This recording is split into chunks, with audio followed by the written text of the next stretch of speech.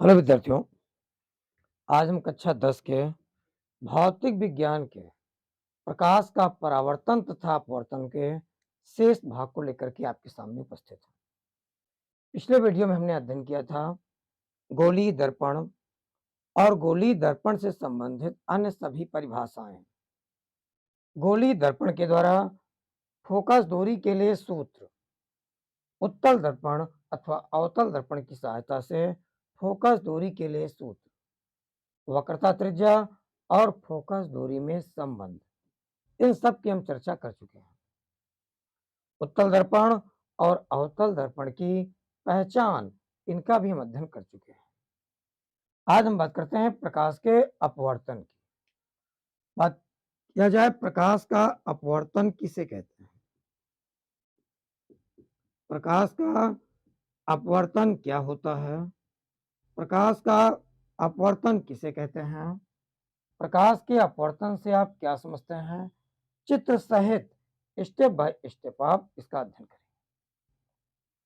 बात किया जाए प्रकाश का अपवर्तन किसे कहते हैं, तो जब प्रकाश की किरण एक माध्यम से दूसरे माध्यम में प्रवेश करती है तो वह सीधे ना जाकर अपने मार्ग से कुछ विचलित हो जाती है। इस घटना को प्रकाश का अपवर्तन कहते हैं। सिंपल हम जानते हैं प्रकाश की किरणें सदैव एक सीधी रेखा में गति करती हैं, लेकिन जब प्रकाश की किरण एक माध्यम से दूसरे माध्यम में प्रवेश करती है, माना कि यहां पर दो माध्यम दिए गए हैं, एक ये पहला माध्यम और यह है दूसरा माध्यम। यदि प्रकाश की किरण एक माध्यम से आकर दूसरे माध्यम में प्रवेश करती है तो वह सीधे न जाकर के अपने मार्ग से कुछ विचलित हो जाती है। अगर इस बिंदु पर एक लंबवत रेखा खींच दिया जाए जिसे हम कहते हैं अभिलंब,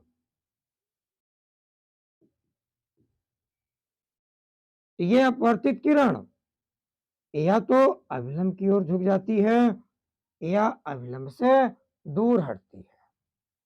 वह इस बात पर डिपेंड करता है कि हमारा पहला माध्यम और दूसरा माध्यम किस प्रकार का है, कौन सघन माध्यम है और कौन विरल माध्यम है। यदि ये माध्यम दिया गया है एक विरल माध्यम और दूसरा माध्यम सघन माध्यम है, सघन ऐसा माध्यम जिनके कण पास पास होते हैं उसे हम सघन कहते हैं। विरल ऐसा माध्यम जिसके कण अपेक्षाकृत दूर दूर होते हैं, उसे हम विरल माध्यम कहते हैं। जो प्रकाश की किरण आती है उसे हम कहते हैं आपतित किरण, और जो किरण मुड़ करके निकलती है उसे हम कहते हैं अपवर्तित किरण। और जिस बिंदु पर यह मिलता है माध्यम में, उस बिंदु को हम कहते हैं आपतन बिंदु। ये बिंदु है हमारा आपतन बिंदु। आपतित किरण और अभिलंब, इनके बीच को कोण को कहते हैं आपतन कोण। आपतन कोण जिसको हम आई से प्रदर्शित करते हैं, और ये कोण जिसको हम लिखते हैं स्मॉल आर से, रिफ्लेक्टेड एंगल, इसे हम कहते हैं अपवर्तन कोण। ये आर हो जाएगा अपवर्तन कोण। और यदि प्रकाश की किरण सघन माध्यम से विरल माध्यम में प्रवेश करती है तो वह सीधे ना जाकर अभिलंब से वह दूर हटती है। ये दो माध्यम है, पहला माध्यम और ये दूसरा माध्यम। यदि प्रकाश की किरण एक माध्यम से दूसरे माध्यम में प्रवेश करती है तो वह सीधे ना जाकर अपने मार्ग से कुछ विचलित हो जाती है।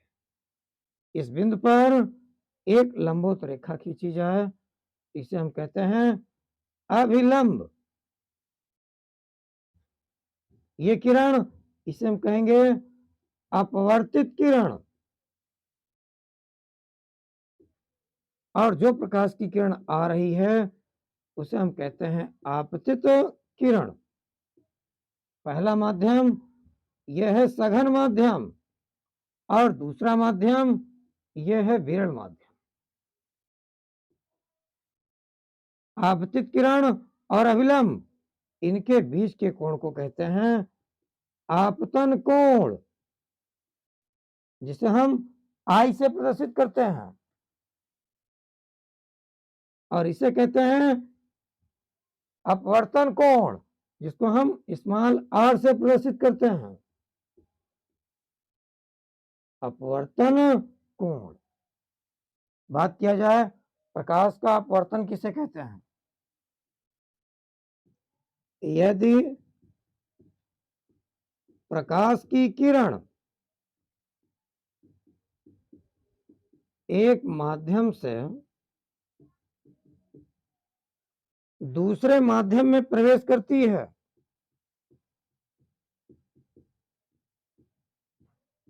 दूसरे माध्यम में प्रवेश करती है, तो वह सीधे न जाकर, सीधे न जाकर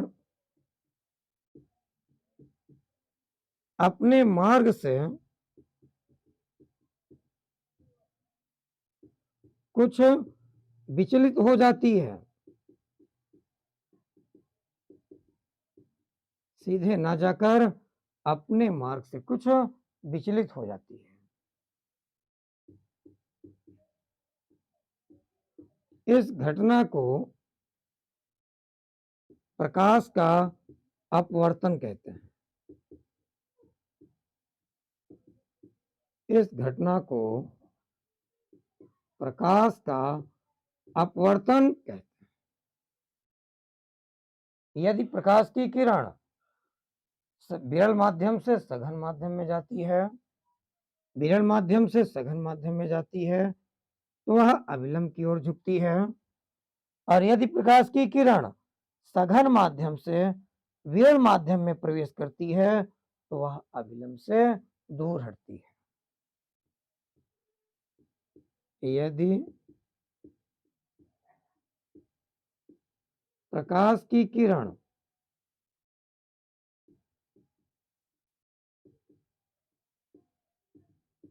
विरल माध्यम से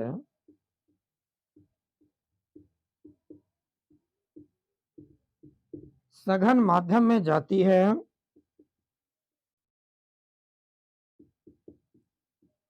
तो वह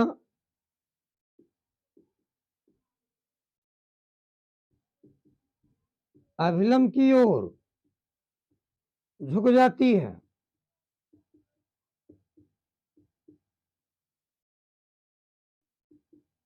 और यदि सघन माध्यम से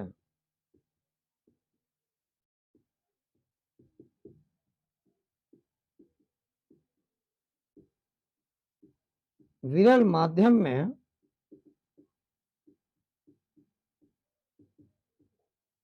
प्रवेश करती है, तो वह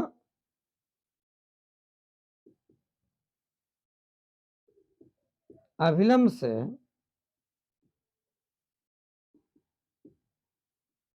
दूर हटती है। ये आपका स्टेप हो जाएगा। यदि प्रकाश की किरण एक माध्यम से दूसरे माध्यम में प्रवेश करती है, तो वह सीधे न जाकर अपने मार्ग से कुछ विचलित हो जाती है। इस घटना को प्रकाश का अपवर्तन कहते हैं।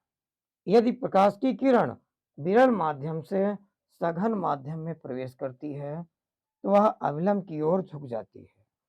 और यदि सघन माध्यम से विरल माध्यम में प्रवेश करती है, तो वह अविलंब से दूर हटती है। अब इसके बाद अगले स्टेप में बात करते हैं प्रकाश के अपवर्तन के नियम। प्रकाश के अपवर्तन के नियम क्या होते हैं? प्रकाश के अपवर्तन के नियम। तो प्रकाश के अपवर्तन के मुख्य दो नियम हैं।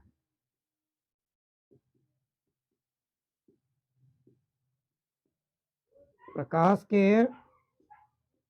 अपवर्तन के मुख्य दो नियम हैं। नंबर 1, आपतित किरण। आपतित किरण, कमा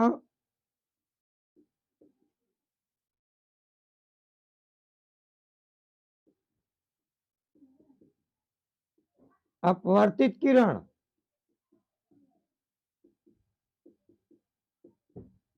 और आपतन बिंदु पर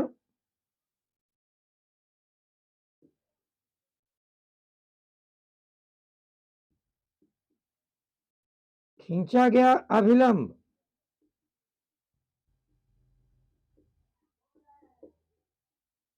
तीनों एक ही तल में होते हैं। तीनों एक ही तल में होते हैं। पहला नियम, आपतित किरण कमा अपवर्तित किरण और आपतन बिंदु पर खींचा गया अभिलंब तीनों एक ही तल में होते हैं। क्योंकि तीनों एक ही बिंदु से होकर जाते हैं, तो हम कह सकते हैं ये तीनों एक ही तल में होते हैं। तीन की तीनों रेखाएं इसी व्हाइट बोर्ड के तल पर हैं और इस बिंदु को हम कहते हैं आपतन बिंदु।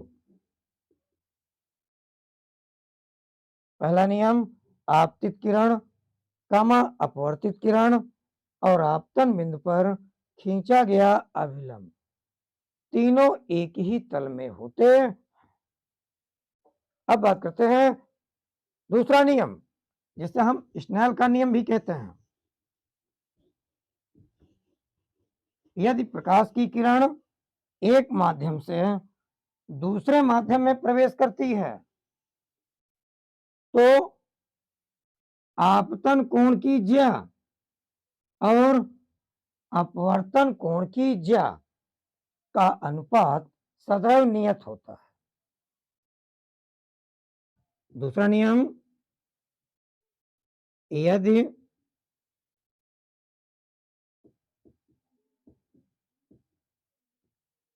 प्रकाश की किरण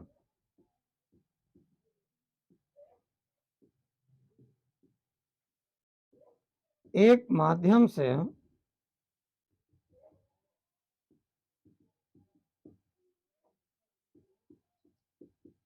दूसरे माध्यम में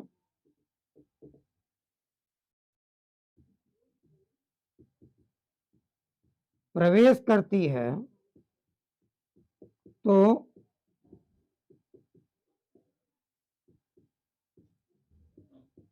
आपतन कोण की ज्या, आपतन कोण की ज्या अर्थात साइन आई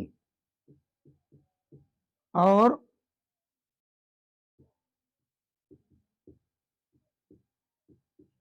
अपवर्तन कोण की ज्या अर्थात साइन आर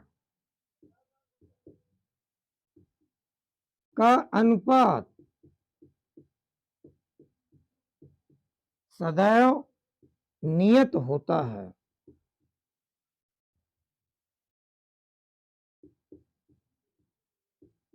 सदैव नियत होता है। इसे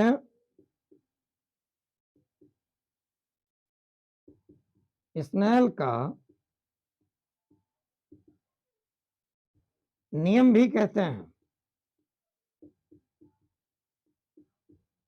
दूसरा नियम, यदि प्रकाश की किरण एक माध्यम से दूसरे माध्यम में प्रवेश करती है तो आपतन कोण की ज्या साइन आई और अपवर्तन कोण की ज्या साइन आर का अनुपात सदैव नियत होता है। इसे स्नेल का नियम भी कहते हैं। अर्थात साइन आई बटे में साइन आर बराबर होगा नियतांक एक नियत अंक। ये होता है हमारा दूसरा नियम। अब इसके बाद अगले स्टेप में बात करते हैं प्रकाश का अपवर्तन किसे कहते हैं। प्रकाश का अपवर्तन क्या होता है इसको मेजर करते हैं। उसके बाद यदि आप स्क्रीनशॉट लेना चाहते हैं तो लिख सकते हैं, ले सकते हैं।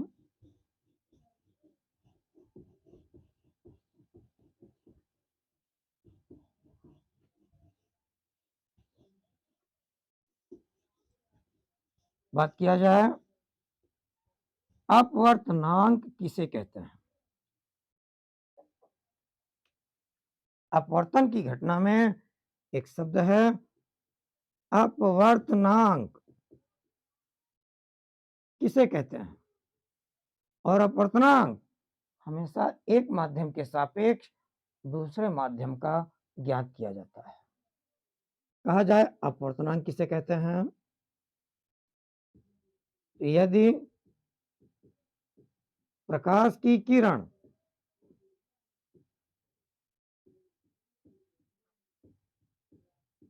एक माध्यम से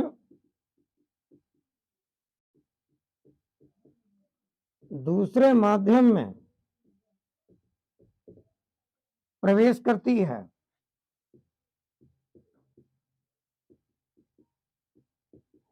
एक माध्यम से दूसरे माध्यम में प्रवेश करती है तो आपतन कोण की ज्या साइन आई और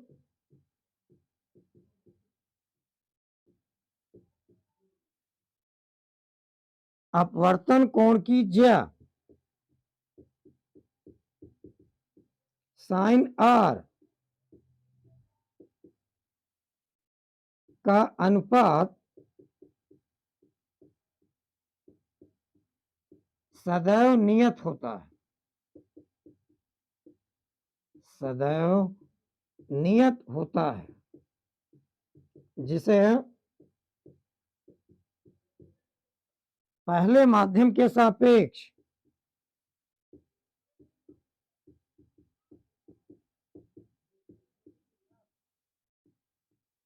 दूसरे माध्यम का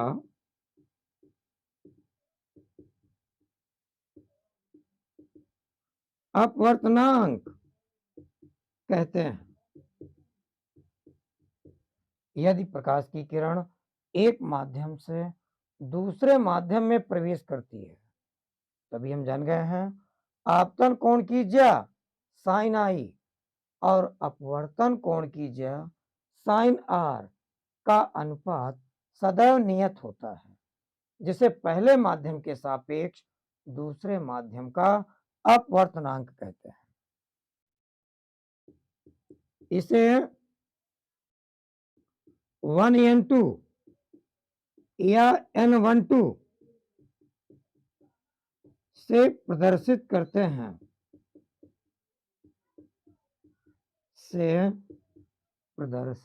हैं। अर्थात पहले माध्यम के सापेक्ष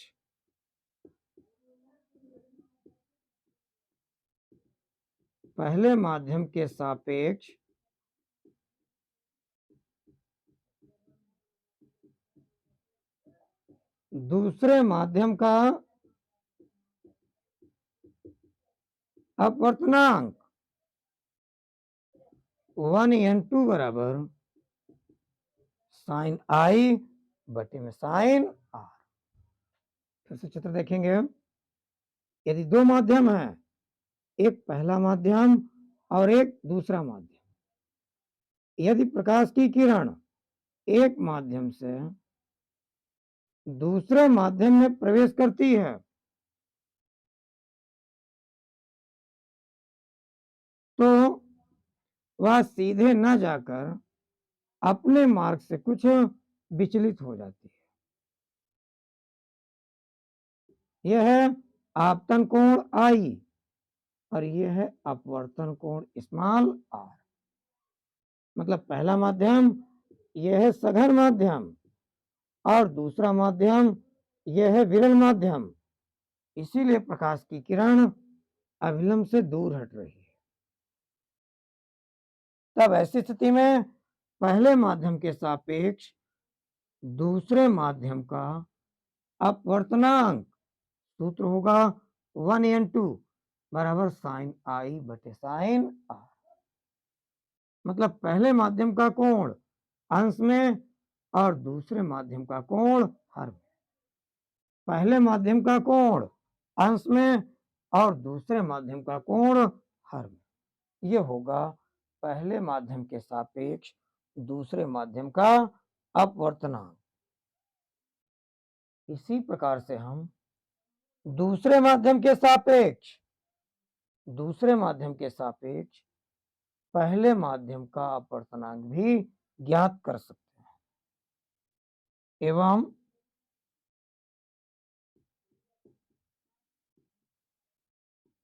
दूसरे माध्यम के सापेक्ष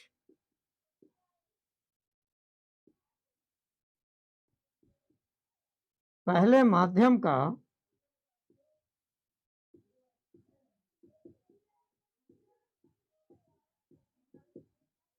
अपवर्तनांक दूसरे माध्यम के सापेक्ष पहले माध्यम का अपवर्तनांक, इनके लिखने का तरीका भी आप ध्यान देंगे। दो छोटा होगा, n बड़ा होगा और एक छोटा होगा। 2n1 तो दूसरे माध्यम का कोण अंश में और पहले माध्यम का कोण हर में, अर्थात 2n1 बराबर होगा साइन आर और बटे में साइन आई। ये हमारे सूत्र हैं जिनके आधार पर हमें सवाल हल करना है न्यूमेरिकल्स। यदि माना जाए कि यह है समीकरण नंबर फर्स्ट और यह है समीकरण नंबर सेकंड, अगर हम दोनों का गुणा कर दें, समीकरण 1 और 2 दोनों का गुणा करने पर समीकरण 1 और 2 का गुणा करने पर अगर हम दोनों का गुणा करेंगे तो बाएं का गुणा बाएं से और दाएं का गुणा दाएं से करेंगे। 1n2 गुणा में 2n1, 1n2 गुणा में है 2n1 बराबर साइन आई बटे में साइन आर, साइन आई बटे में साइन आर और गुणा में साइन आर बटे में साइन आई, साइन आर और बटे में साइन आई। काटेंगे जितना अंश में उतना हर में, साइन आई से साइन आई और साइन आर से साइन आर कैंसिल, और जब अंश और हर कैंसिल करते हैं तो बचता है केवल एक, अर्थात 1n2 गुणा में 2n1 बराबर होगा केवल एक। ये बनेगा हमारा सूत्र। और यदि यहां से हमें पता करना है 1n2 तो गुणा में 2n1 उधर जाएगा बटे में 2n1, ये भी आपका सूत्र हो सकता है। 1n2 बराबर 1/2n1। यदि हम माध्यम को बदलेंगे 1n2 है, अगर 2n1 करेंगे तो ये 1/, हो जाएगा।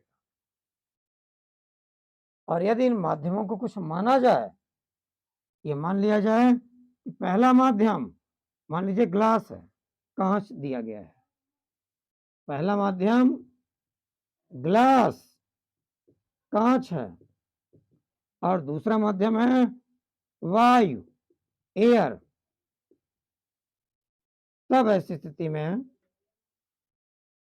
कांच के सापेक्ष वायु का अपवर्तनांक अर्थात GNA बराबर हो जाएगा एक बटे AMG। इस प्रकार से भी हम सूत्र बना सकते हैं। अगर बटे में इधर करेंगे गुणा में उधर जाएगा बटे में, तो फिर ANG बराबर 1/GN। इस प्रकार से भी इनको हम लिख सकते हैं। ये होगा हमारा अपवर्तनांक के लिए। यदि केवल परिभाषा पूछी जाती है अपवर्तनांक किसे कहते हैं, तो अपवर्तनांक के लिए आप सिर्फ यहीं तक लिख सकते हैं। सूत्र भी चाहिए तो आप यहां तक नोट करेंगे, लिखेंगे, और ये सवाल लगाने के लिए, न्यूमेरिकल्स के लिए आपको काम देंगे।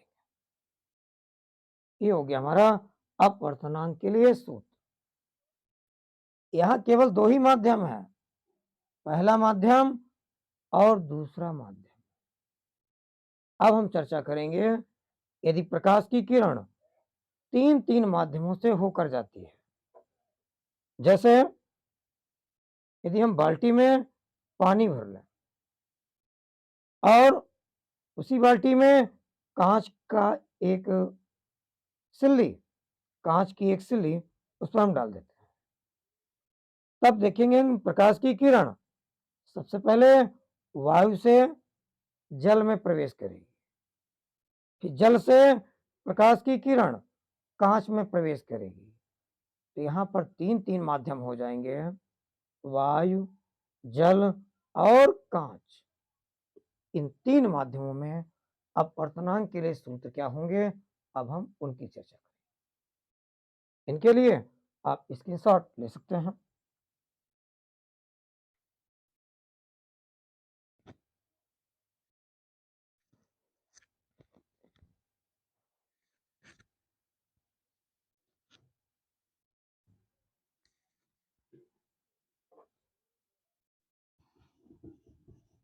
यदि प्रकाश की किरण तीन माध्यमों से होकर जाती है,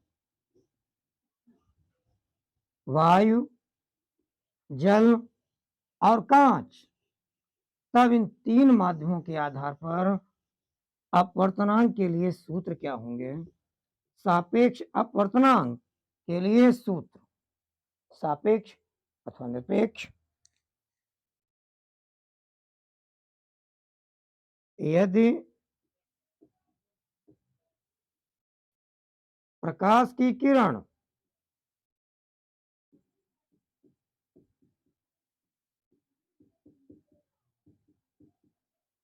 तीन माध्यमों से होकर जाती है,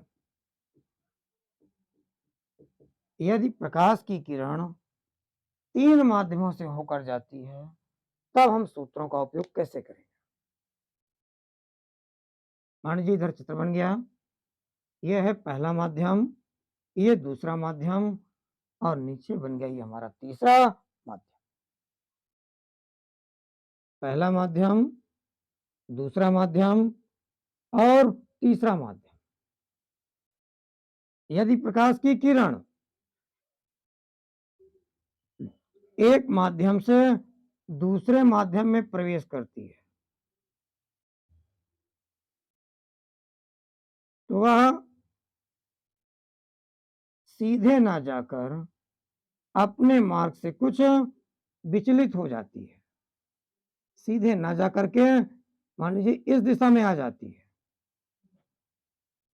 और ये तीसरे माध्यम के तल से टकराती है, और यहां पर एक अभिलंब खींच दिया जाए, तो यहां पर भी ये प्रकाश की किरण सीधे ना जाकर फिर से अपने मार्ग से कुछ विचलित हो जाती है। और यदि तीनों माध्यमों के कोण क्रमशः I, R और डेल्टा है, तीन माध्यम है, पहला माध्यम मान लीजिए कि पहला माध्यम उसका कोण I, दूसरे माध्यम में कोण R और तीसरे माध्यम का कोण डेल्टा है। अगर ये कोण R, निश्चित है ये कोण भी R, क्योंकि ये तीनों माध्यम सब एक दूसरे के समांतर हैं। तीनों माध्यम एक दूसरे के समांतर हैं। यदि इस तल पर दो लंबवत रेखाएं खींचेंगे कि दोनों अभिलंब समांतर होंगे, जिन्हें एक तिर्यक रेखा काटेगी और ये एकांतर कोण होंगे, आपस में बराबर। इसीलिए ये कोण R, तो ये कोण भी R। यदि प्रकाश की किरण तीन माध्यमों से होकर जाती है तो वही चीज हम लिखेंगे, यदि प्रकाश की किरण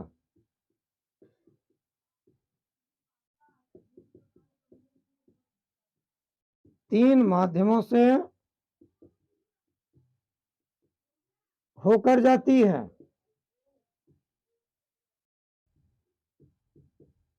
और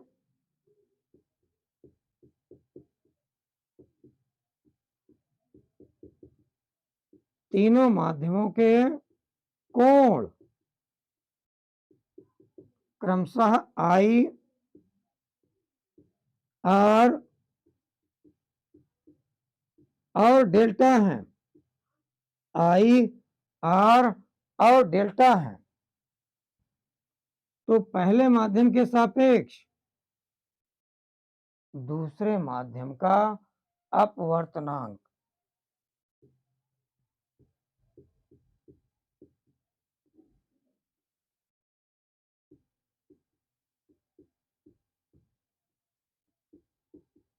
पहले माध्यम के सापेक्ष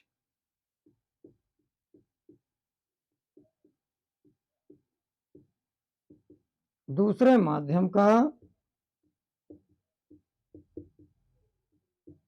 अपवर्तनांक, इसके लिए हम सूत्र लिखेंगे 1n2 बराबर साइन I बटे में साइन R। इसे हम मानेंगे समीकरण नंबर फर्स्ट। पहले माध्यम का कोण अंश में और दूसरे माध्यम का कोण हर में। अब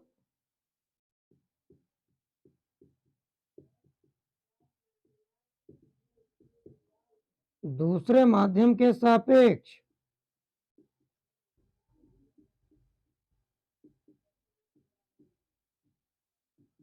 तीसरे माध्यम का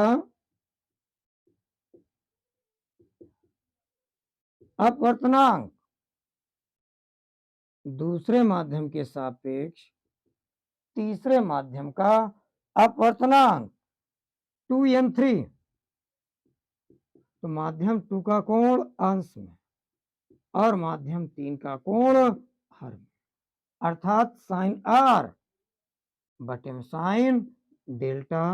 इसे हम मानेंगे समीकरण नंबर सेकेंड। अब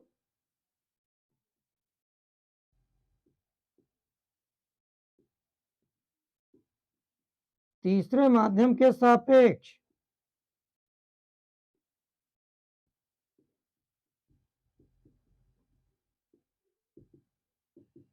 पहले माध्यम का अपवर्तनांक तीसरे के सापेक्ष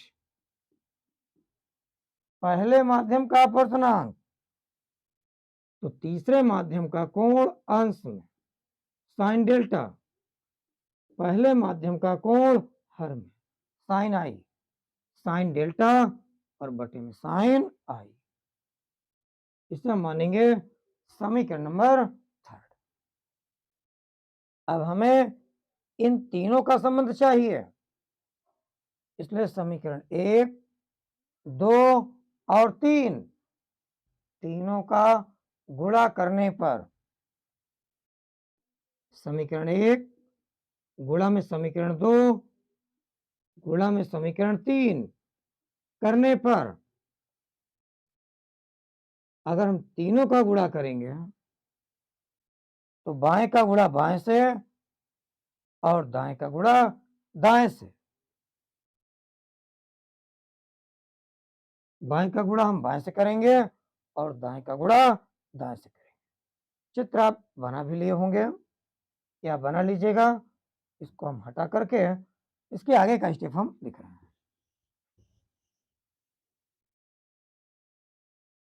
तीनों का गुणा करने पर बाएं को बाएं से गुणा करेंगे और दाएं को दाएं से गुणा करेंगे।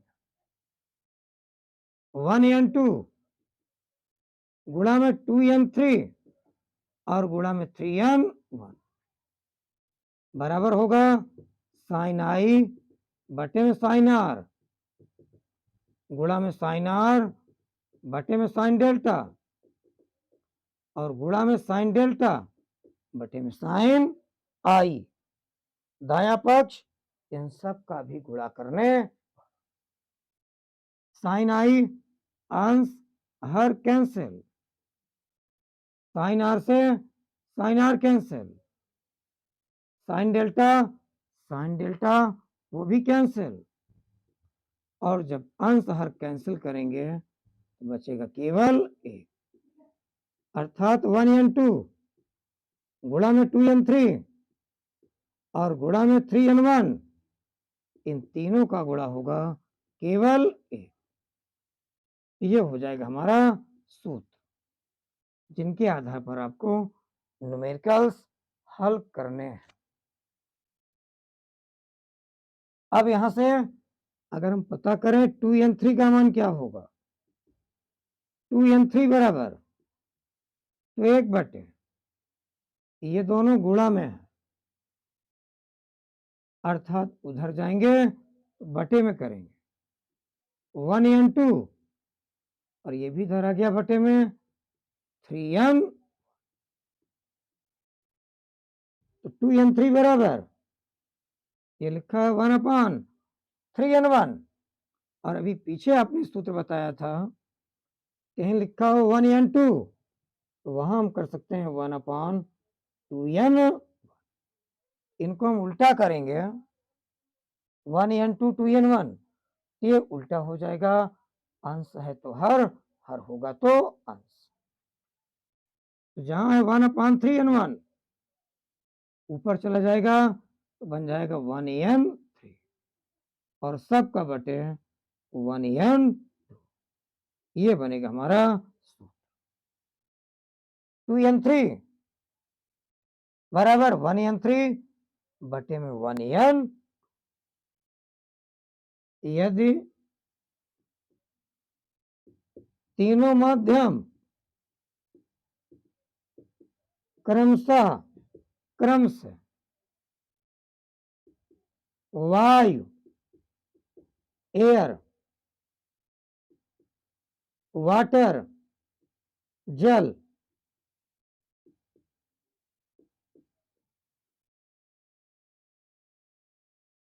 और कांच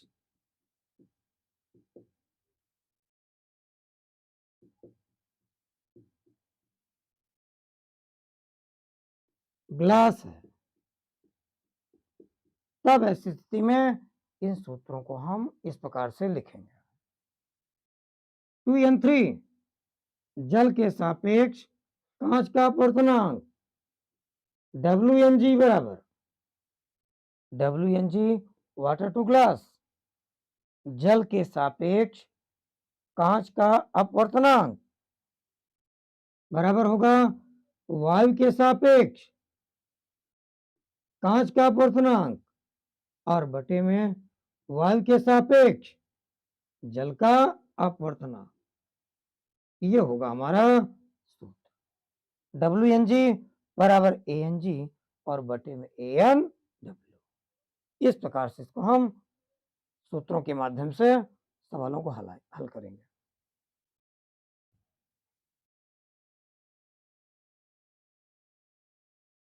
इनके अलावा तो एक सूत्र और भी है, उनको भी ध्यान देंगे हम। अगर कहीं लिखा हुआ है 1n2 बराबर है साइन आई बटे में साइन आर और प्रकाश की चाल इन दोनों माध्यमों में दे दी जाए पहले माध्यम में प्रकाश की चाल और दूसरे माध्यम में प्रकाश की चाल, यह हमारा सूत्र बन सकता है 1n2 बटे में बराबर साइन आई बटे साइन आर बराबर पहले माध्यम में प्रकाश की चाल और बटे दूसरे माध्यम में प्रकाश की चाल।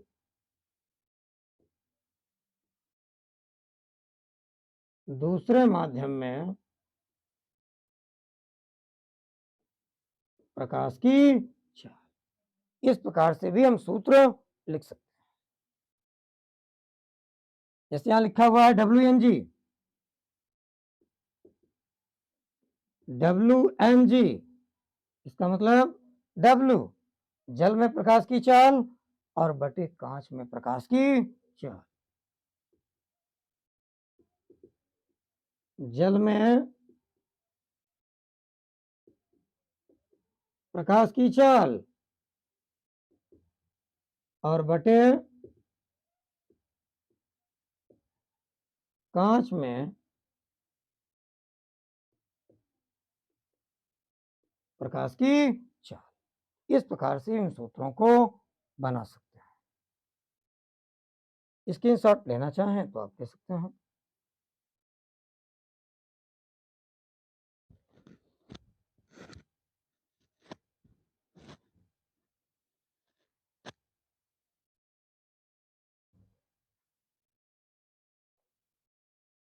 अब बात करते हैं लेंस की। अगला स्टेप आता है लेंस। लेंस किसे कहते हैं? लेंसों का भी नाम आप लोगों ने सुना होगा, उत्तल लेंस, अवतल लेंस और भी कई प्रकार के लेंस होते हैं, जिसमें उत्तल अवतल या अवतल उत्तल पृष्ठ के कांचों को मिला करके तब लेंस बनाया जाता है। फिलहाल आप केवल दो ही लेंस पढ़ेंगे, उत्तल लेंस और अवतल लेंस, जिन्हें हम अभिसारी लेंस और अपसारी लेंस भी कहते हैं। बात किया जाए लेंस किसे कहते हैं, लेंस क्या होता है और लेंस से आप क्या समझते हैं, इसका आंसर आप लिखेंगे लेंस एक ऐसा पारदर्शी माध्यम जो दो गोलीय अथवा एक गोलीय और एक समतल पृष्ठ से घिरा होता है, उसे हम लेंस कहते हैं। एक ऐसा पारदर्शी माध्यम जो दो गोलीय अथवा एक गोलीय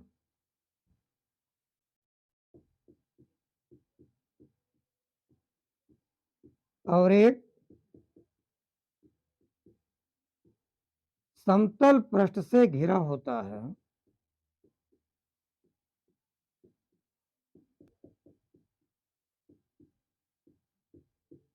उसे लेंस कहते हैं। एक ऐसा पारदर्शी माध्यम जो दो गोलीय अथवा एक गोलीय और एक समतल पृष्ठ से घिरा होता है, उसे हम लेंस कहते हैं। ये आपकी बिल्कुल सटीक क्लियर परिभाषा है। अब बात की जाए लेंस कितने प्रकार के होते हैं, तो लेंस मुख्यतः दो प्रकार के होते हैं। लेंस मुख्यतः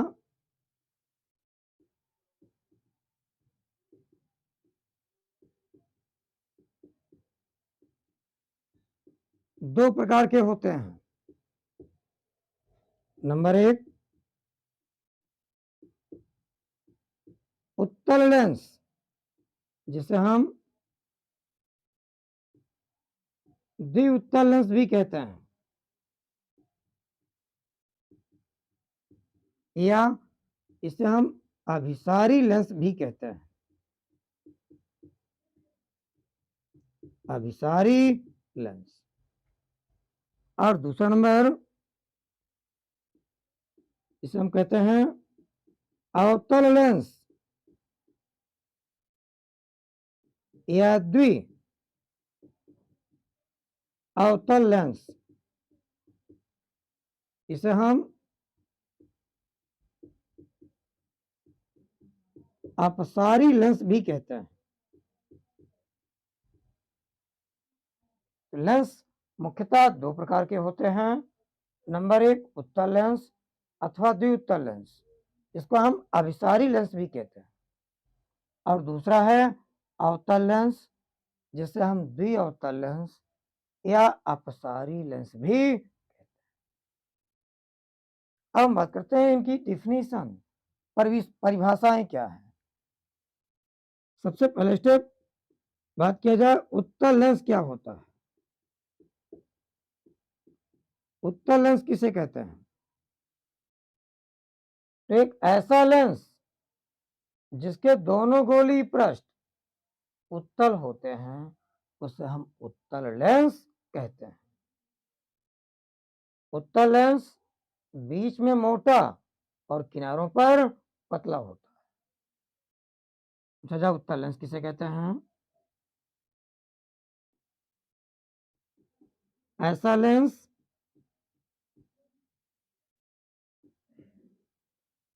जिसके दोनों गोली तल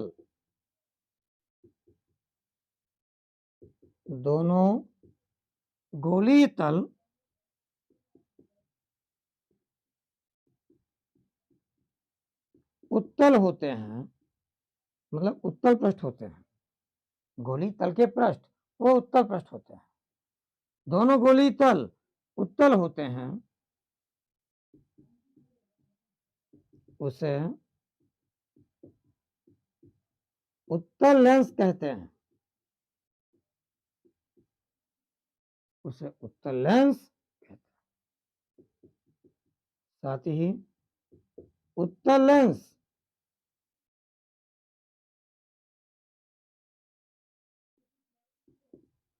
बीच में मोटा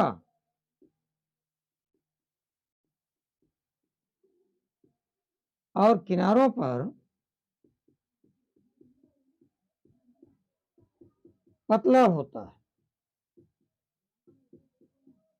उत्तल लेंस बीच में मोटा और किनारों पर पतला होता है। अब इसकी आकृति कैसे बनेगी उसको ध्यान देंगे। उसके लिए बनाएंगे दो गोली पृष्ठ।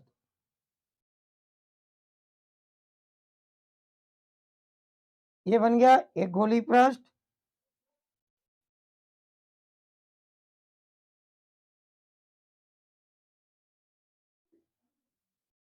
और इसी गोली पृष्ठ को काटते हुए एक दूसरा गोली पृष्ठ। अब इनके बीच में जो ये भाग बचा, पहला गोला उसका पृष्ठ ये भी उत्तल है और दूसरा गोला उसका पृष्ठ ये भी उत्तल है। तो ये जो भाग बना इसी को हम कहते हैं उत्तल लेंस। ये भाग होगा हमारा उत्तल लेंस। और ये उत्तल लेंस बीच में मोटा और किनारों पर पतला होता है। ये हो गया हमारा उत्तल लेंस। अब बात करते हैं अवतल लेंस की। अवतल लेंस क्या होता है?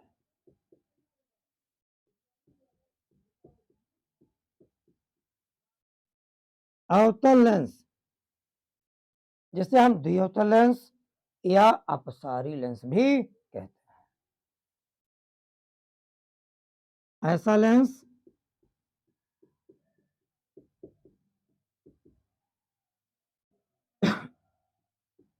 जिसके दोनों गोली तल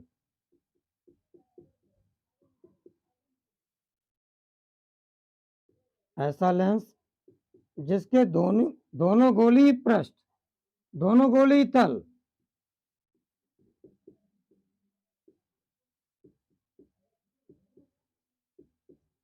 अवतल होते हैं, उसे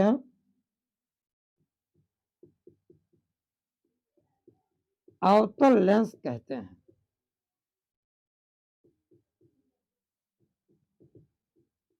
उसे अवतल लेंस,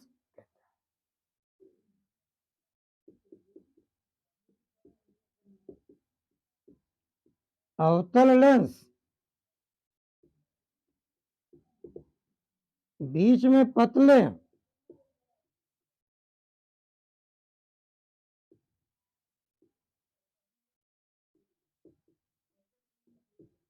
और किनारों पर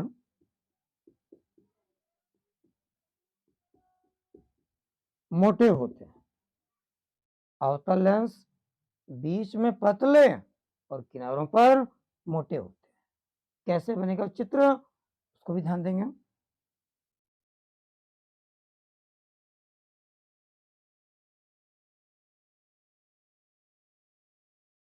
ये बन गया पहला गोली तल,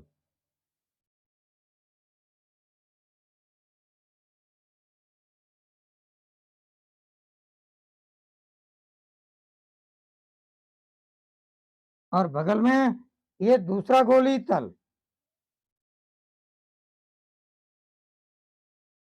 इनके बीच का भाग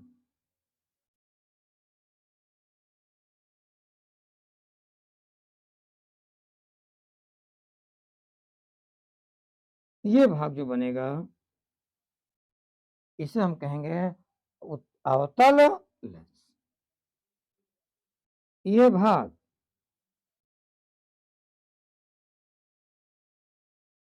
ये है हमारा अवतल लेंस। और हम देख रहे हैं कि अवतल लेंस बीच में पतला और किनारों पर मोटा होता है। अवतल लेंस बीच में पतला और किनारों पर मोटा होता है। ये होता है हमारी इसकी परिभाषाएं, डिफिनेशन। अब हम बात करेंगे लेंस से संबंधित परिभाषाएं। लेंस से संबंधित कौन कौन सी परिभाषाएं होती हैं, उन परिभाषाओं का हम अध्ययन करेंगे।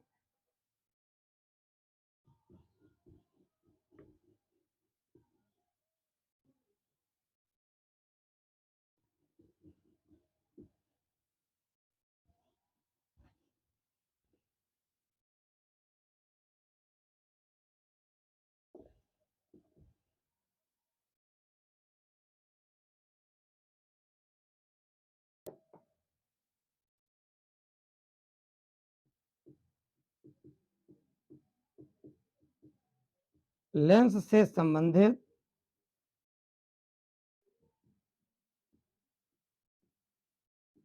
कुछ परिभाषाएं।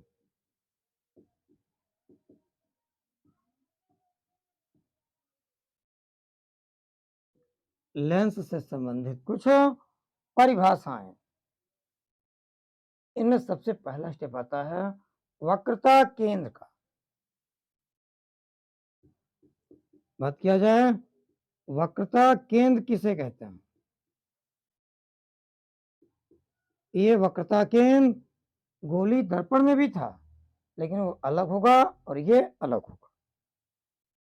बात किया जाए लेंस में वक्रता केंद्र किसे कहते हैं, तो लेंसों के गोली तल, ये गोली तल, लेंसों के गोली तल जिन गोलों के भाग होते हैं उनके केंद्रों को वक्रता केंद्र कहते हैं।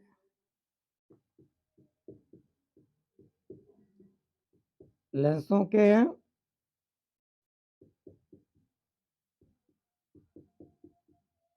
गोली तल जिन गोलों के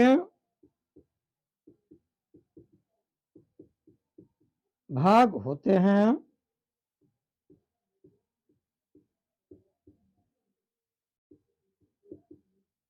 उनके केंद्रों को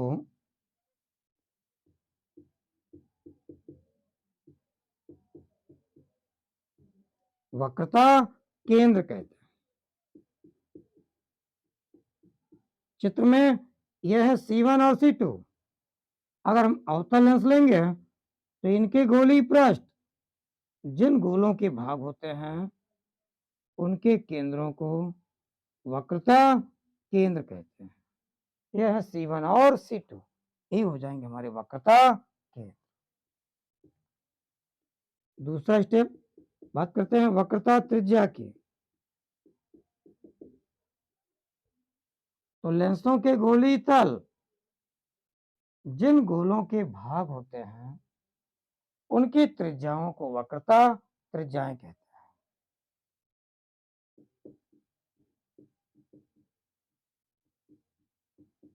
लेंसों के गोलीय तल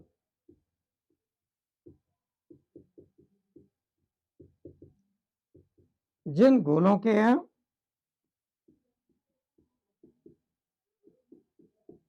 भाग होते हैं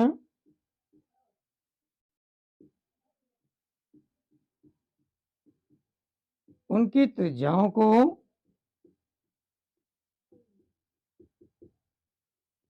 वक्रता त्रिज्या कहते हैं। ये हो जाएगा वक्रता त्रिज्या। अब हम बात करते हैं मुख्य अक्ष की। कहा जाए लेंस में मुख्य अक्ष किसे कहते हैं? तो लेंसों के गोलीय तल जिन गोलों के भाग होते हैं उनके केंद्रों को मिलाने वाली रेखा को उनके केंद्रों को मिलाने वाली रेखा को मुख्य अक्ष कहते हैं।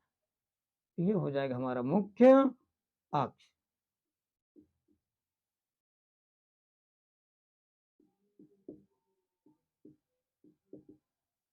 लेंसों के गोलीय तल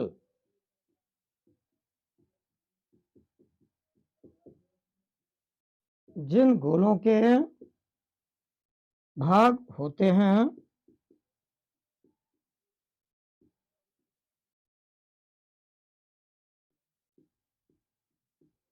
उनके केंद्रों को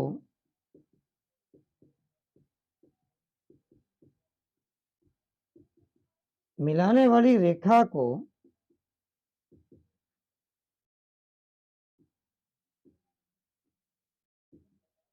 मुख्य अक्ष कहते हैं। ये हो जाएगा मुख्य अक्ष की परिभाषा। लेंसों के गोलीय तल जिन गोलों के भाग होते हैं उनके केंद्रों को मिलाने वाली रेखा को मुख्य अक्ष कहते हैं। अगला स्टेप बात करते हैं प्रकाशिक केंद्र की। प्रकाशिक केंद्र किसे कहते हैं? फोर्थ नंबर है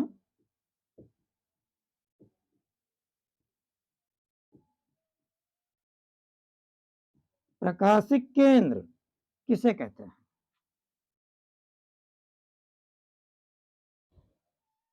तो मुख्य अक्ष पर स्थित वह बिंदु जिससे जाने वाली किरण बिना विचलित हुए सीधे निकल जाती है उसे हम प्रकाशिक केंद्र कहते हैं। अथवा दूसरी प्रकार इसकी परिभाषा हम बता सकते हैं।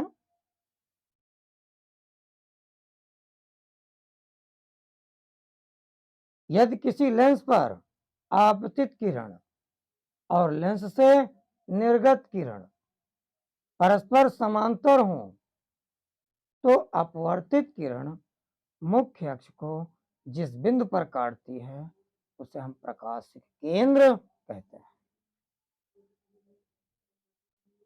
हमारी परिभाषा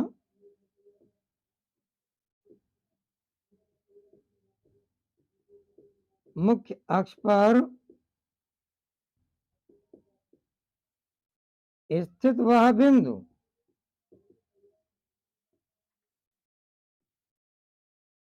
जिससे जाने वाली प्रकाश किरण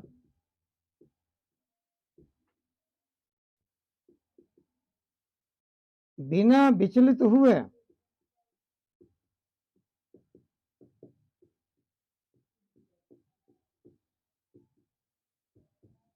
सीधे निकल जाती है,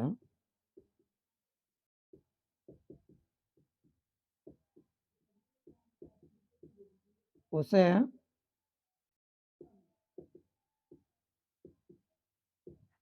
प्रकाशिक केंद्र कहते हैं।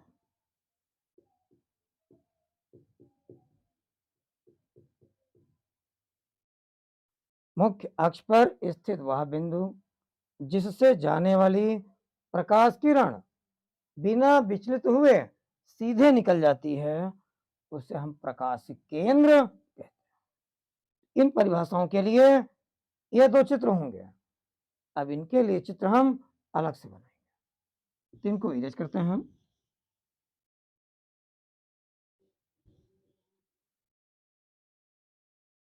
मुख्य अक्ष पर स्थित वह बिंदु जिससे जाने वाली प्रकाश किरण बिना विचलित हुए सीधे निकल जाती है, उसे हम प्रकाशिक केंद्र कहते हैं।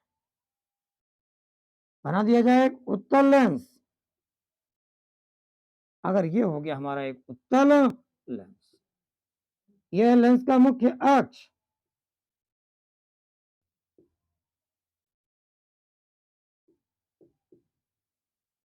यह है उत्तल लेंस, यह है लेंस का अक्ष। लेंस के मुख्य अक्ष पर स्थित वह बिंदु जिससे जाने वाली किरण बिना विचलित हुए सीधे निकल जाती है, उसे हम प्रकाशिक केंद्र कहते हैं। ये बिंदु हो जाएगा हमारा प्रकाशिक केंद्र। ये बिंदु हो जाएगा हमारा प्रकाशिक केंद्र। इसको हम ओ से डिनोट किया है। यही चित्र हम इसी प्रकार से अवतल लेंस में भी चित्र बना सकते हैं। मान लीजिए कि बन गया एक अवतल लेंस। लेंस का अक्ष यह है लेंस का मुख्य अक्ष। मुख्य अक्ष पर स्थित वह बिंदु जिससे जाने वाली किरण बिना विचलित हुए सीधे निकल जाती है, उसे हम प्रकाशिक केंद्र कहते हैं। ये होगा हमारा अवतल लेंस। और ये जो पॉइंट होगा, ये बिंदु, इसी को हम कहेंगे प्रकाशिक केंद्र। इस प्रकार से इसका हम चित्र बना सकते हैं। मुख्य अक्ष पर स्थित वह बिंदु जिससे जाने वाली किरण बिना विचलित हुए सीधे निकल जाती है, उसे हम प्रकाशिक केंद्र कहते हैं। ये हो गया हमारा फोर्थ नंबर प्रकाशिक केंद्र। अब हम बात करते हैं फोकस की।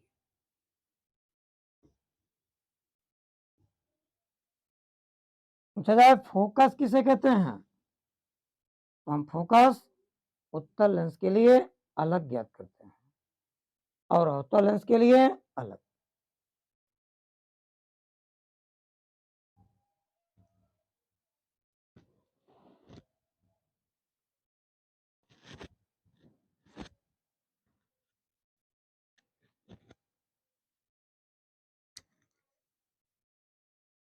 पांचवा नंबर बात करते हैं फोकस की।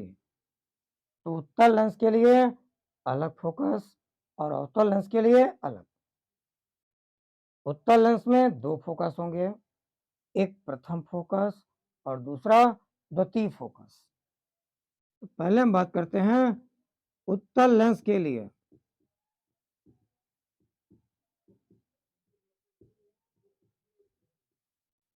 उत्तल लेंस के लिए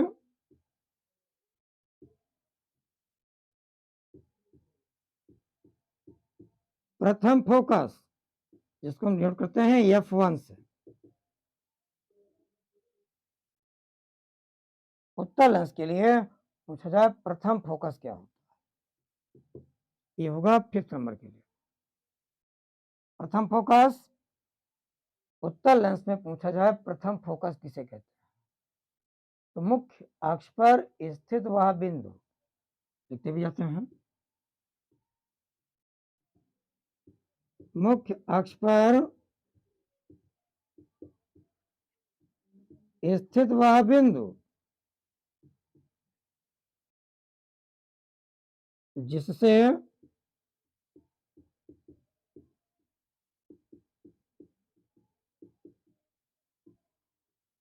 आने वाली प्रकाश किरण, मुख्य अक्ष पर स्थित वह बिंदु जिससे आने वाली प्रकाश किरण लेंस से टकराने के बाद, लेंस से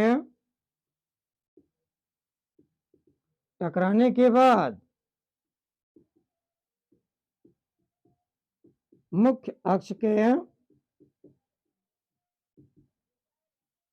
समांतर हो जाती हैं,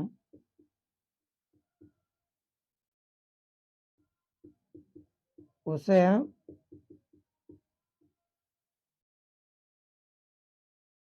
उत्तल लेंस का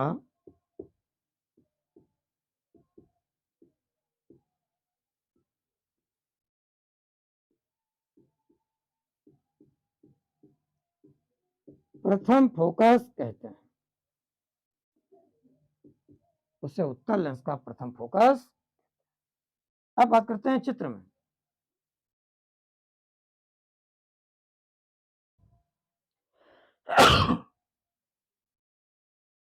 सबसे पहले हमने बनाया एक उत्तल लेंस,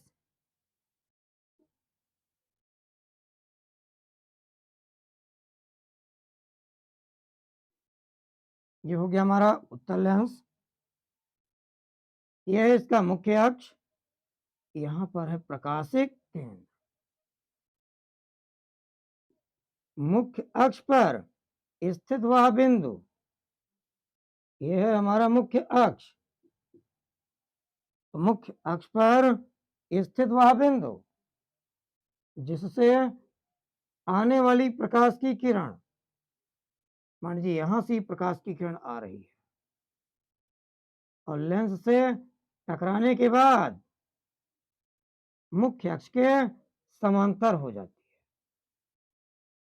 मुख्य अक्ष पर स्थित वह बिंदु जिससे आने वाली प्रकाश किरण लेंस से टकराने के बाद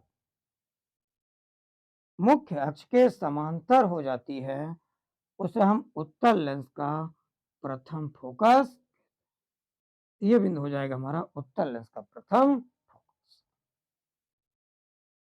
अब बात करते हैं द्वितीय फोकस की। द्वितीय फोकस किसे कहते हैं, उत्तल लेंस के लिए प्रथम फोकस, और अब द्वितीय फोकस जिसको हम F2 से प्रदर्शित करते हैं, तो मुख्य अक्ष के समांतर आने वाली प्रकाश की किरण, मुख्य अक्ष के समांतर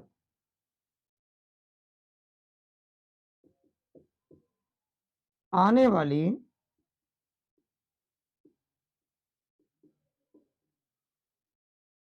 प्रकाश किरण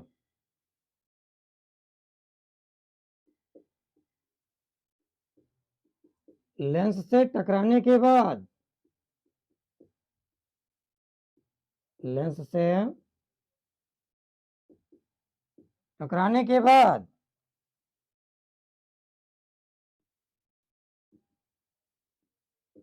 मुख्य अक्ष के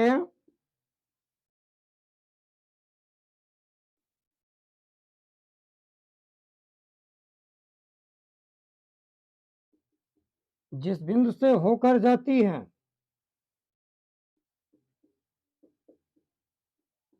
मुख्य अक्ष के जिस बिंदु से होकर जाती है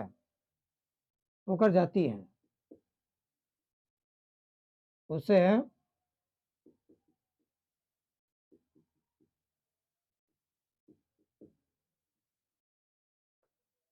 उत्तल लेंस का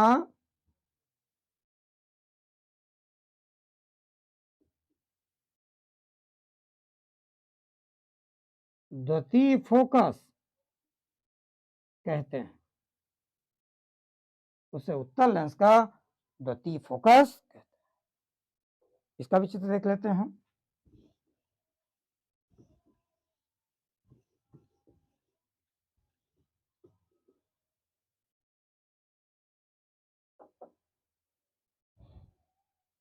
सबसे पहले हमने बना दिया एक उत्तल लेंस।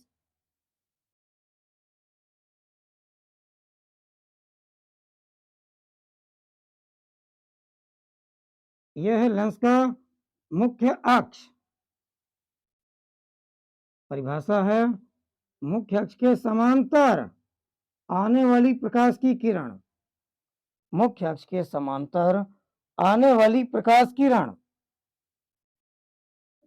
लेंस से टकराने के बाद मुख्य अक्ष के जिस बिंदु से होकर जाती है उसे उत्तल लेंस का द्वितीय फोकस कहते हैं। यहां से टकराने के बाद ये मुख्य अक्ष के जिस बिंदु से होकर जाती है उसे हम उत्तल लेंस का द्वितीय फोकस कहते हैं, जिसको हम F2 से प्रदर्शित करते हैं। ये था हमारा मुख्य अक्ष, ये है हमारा उत्तल। इस बिंदु को हम कहेंगे द्वितीय फोकस। यह है उत्तल लेंस के लिए। अब हम बात करते हैं अवतल लेंस के लिए।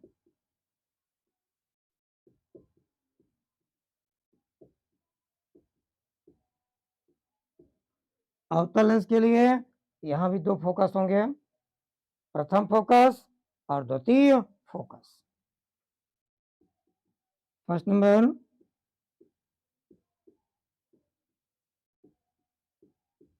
प्रथम फोकस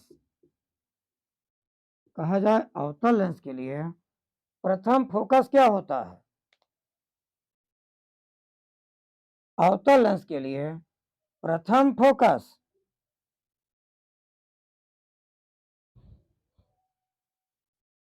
मुख्य अक्ष पर स्थित वह बिंदु जिसकी ओर आने वाली प्रकाश किरण लेंस से टकराने के बाद मुख्य अक्ष के समांतर हो जाती है, उसे अवतल लेंस का प्रथम फोकस कहते हैं।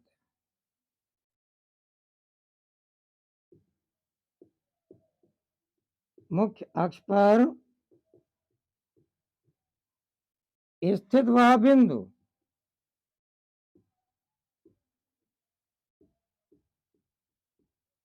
जिसकी ओर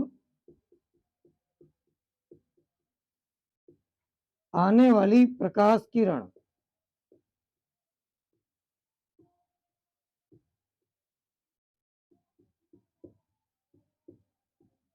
लेंस से टकराने के बाद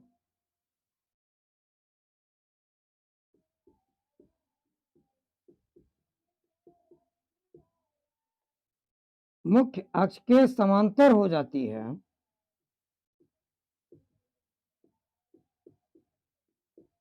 मुख्य अक्ष के समांतर हो जाती है, उसे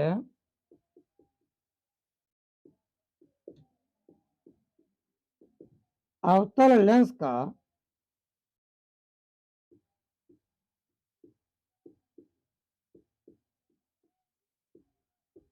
प्रथम फोकस कहते हैं। मुख्य अक्ष पर स्थित वह बिंदु जिसकी ओर आने वाली प्रकाश की किरण लेंस से टकराने के बाद मुख्य अक्ष के समांतर हो जाती है, उसे अवतल लेंस का प्रथम फोकस कहते हैं। अब देखते हैं चित्र में कैसे होगा। हमने बना लिया एक अवतल लेंस।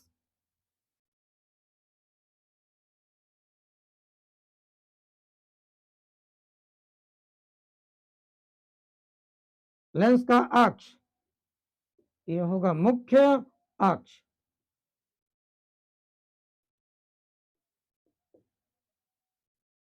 तो मुख्य अक्ष पर स्थित वह बिंदु जिसकी ओर आने वाली प्रकाश की किरण, ऐसा लग रहा है कि ये वाली प्रकाश की किरण सीधे इधर जा रही है। मुख्य अक्ष पर स्थित वह बिंदु जिसकी ओर आने वाली प्रकाश की किरण लेंस से टकराने के बाद मुख्य अक्ष के समांतर हो जाती है, उसे हम अवतल लेंस का प्रथम फोकस कहते हैं। वास्तव में प्रकाश की किरण यहां से यहां तक आती है और यहां से टकराने के बाद मुख्य अक्ष के समांतर इधर निकल जाती है। ऐसा लग रहा है कि इधर की ओर जा रही थी। इस बिंदु को हम कहते हैं अवतल लेंस का प्रथम फोकस। अब बात करते हैं द्वितीय फोकस की। अवतल लेंस का द्वितीय फोकस, सेकंड नंबर द्वितीय फोकस F2।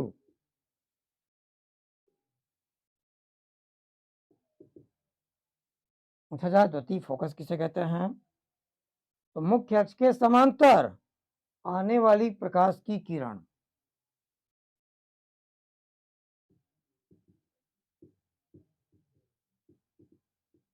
मुख्य अक्ष के समांतर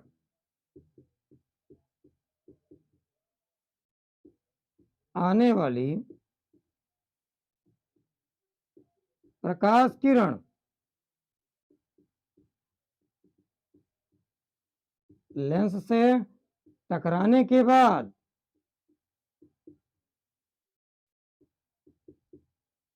लेंस से टकराने के बाद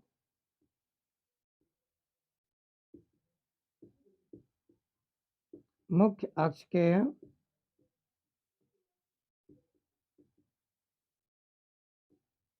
जिस बिंदु से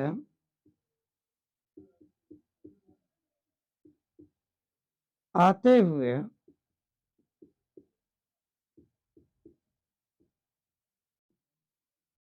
प्रतीत होती है,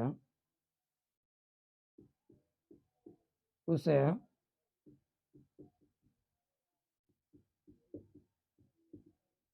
अवतल लेंस का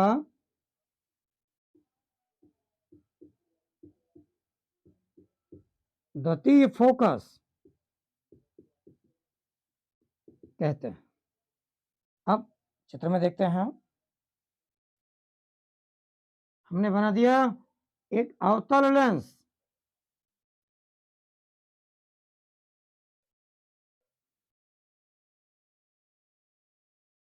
अवतल लेंस का यह है मुख्य अक्ष।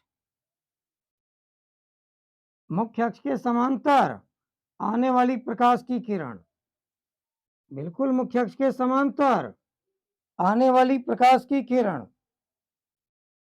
लेंस से टकराने के बाद मुख्य अक्ष के जिस बिंदु से आते हुए प्रतीत होती है, मुख्य अक्ष के जिस बिंदु से आते हुए प्रतीत होती है, उसे अवतल लेंस का द्वितीय फोकस कहते हैं। यार ये मुख्य अक्ष के समांतर यहां टकराने के बाद इधर जाती ऐसा लग रहा है कि यहाँ से आ रही है, इसीलिए इसे हम कहेंगे द्वितीय फोकस F2। ये इसका आंसर। अब बात करते हैं फोकस दूरी की। अगली परिभाषा है फोकस दूरी। ये था 5वां नंबर। अब बात करते हैं 6वां नंबर। फोकस दूरी किसे कहते हैं? जिसको हम स्मॉल एफ से प्रदर्शित करते हैं। लेंस के प्रकाशिक केंद्र से, लेंस के प्रकाशिक केंद्र से प्रथम फोकस अथवा द्वितीय फोकस तक की दूरी को फोकस दूरी कहते हैं। लेंस के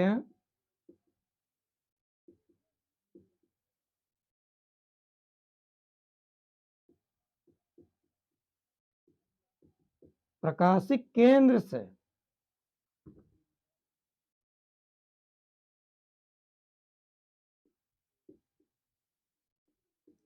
प्रथम फोकस अथवा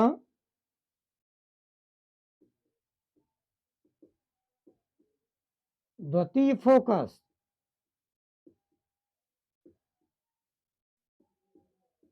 तक की दूरी को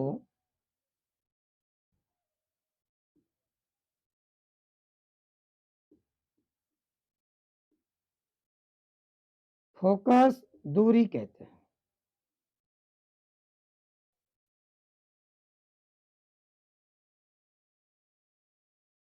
तो चाहे उत्तल लेंस हो और चाहे अवतल लेंस हो, लेंस के प्रकाशिक केंद्र से प्रथम फोकस अथवा द्वितीय फोकस तक की दूरी को फोकस दूरी कहते हैं, जिसे हम स्मॉल एफ से प्रदर्शित करते हैं।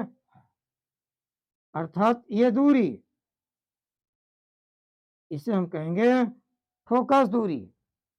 यहाँ है प्रकाशिक केंद्र, प्रकाशिक केंद्र से प्रथम फोकस अथवा द्वितीय फोकस तक की दूरी को फोकस दूरी कहते हैं। यहाँ पर प्रकाशिक केंद्र है, तो यहाँ से द्वितीय फोकस, इस दूरी को हम कहते हैं फोकस दूरी, जिसको हम स्मॉल एफ से प्रदर्शित करते हैं। अब एट लास्ट परिभाषा है इसमें कि फोकस तल।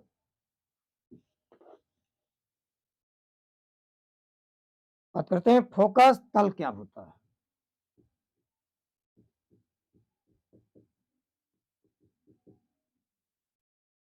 तो मुख्य अक्ष के लंबवत, मुख्य अक्ष के लंबवत और मुख्य फोकस से जाने वाले तल को फोकस तल कहते हैं। F1, इस पर एक लंबवत रेखा खींच दीजिए, इसी को हम कहेंगे फोकस तल।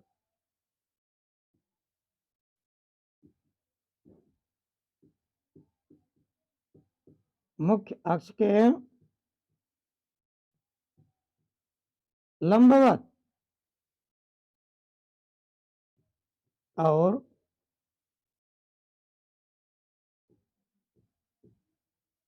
मुख्य फोकस से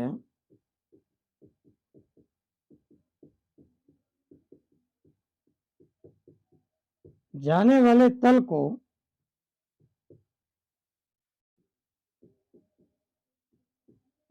फोकस तल कहते हैं।